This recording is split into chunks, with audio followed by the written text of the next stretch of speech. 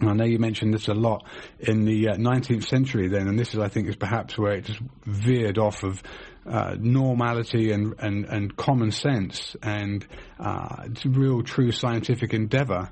That's where it kind of just veered off the rails, and I think we've carried on in that vein ever since. And I know that your whole philosophy has been about challenging mainstream science for science's sake, because it's not very scientific.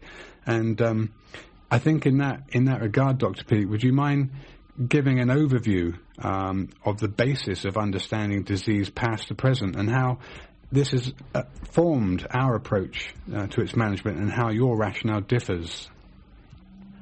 I see it as a deviation from the Chinese and the Greeks, who had a pretty unified picture of what an organism is. Aristotle actually was pretty much an organicist in his understanding of the organism, and it was really around the time of Descartes, middle of the early part of the 17th century, when the things really got formalized on the wrong track. Descartes described the organism as a machine completely separate from consciousness. Consciousness was guiding the machine possibly from some contact point in the brain. But under the ground, mostly people who were persecuted by the monarchies and such, they continued to think along the organic, unified understanding of what an animal or a person is. But following Descartes, the organism was seen as made up of parts, just like a steam engine or a clock. Each part could be defined and understood and mechanically interlocked with the other parts. And the consciousness or the soul was seen as something completely separate from this machine and could somehow sometimes interfere with its operation, but mostly it was out of our control, simply running according to causal determinism.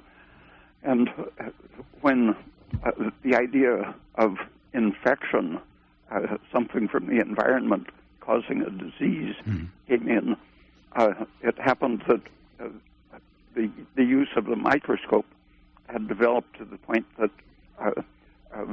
people had seen the compartments in plants, and they called the compartments cells. When the plant dried up, it left the cellulose framework, empty little chambers, which they called cells, while a more underground approach looked at particles like red blood cells and called the units corpuscles, little bodies, rather than empty compartments. And this idea of breaking the organism down into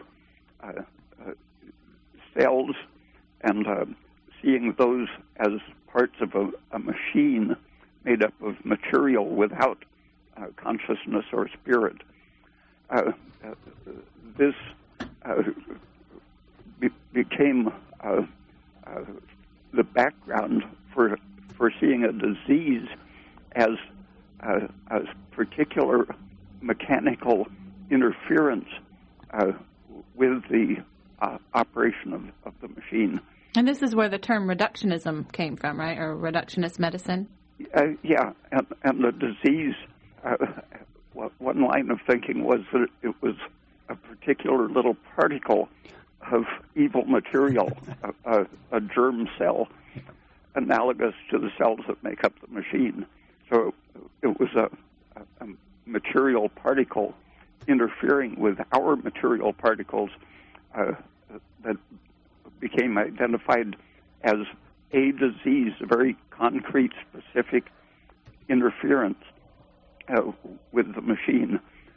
And as people looked more closely at tumors, they saw really it was a matter of organization rather than some particular concrete change or substance.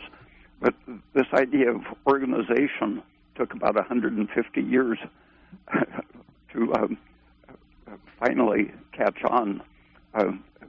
Right up until the beginning of this century, people were still stuck on Descartes' picture of a mechanical organism being interrupted by something right down on the cellular level or even smaller, the molecular level. So that cancer was defined as an evil cell, a mutant cell containing bad genetic material, defective DNA. So all you had to do in the case of a germ-caused disease, all you had to do was kill the germ and you were cured. In the case of the cancer interpreted as a mutant cell, all you had to do was eliminate every single individual mutant cell and the disease would be cured.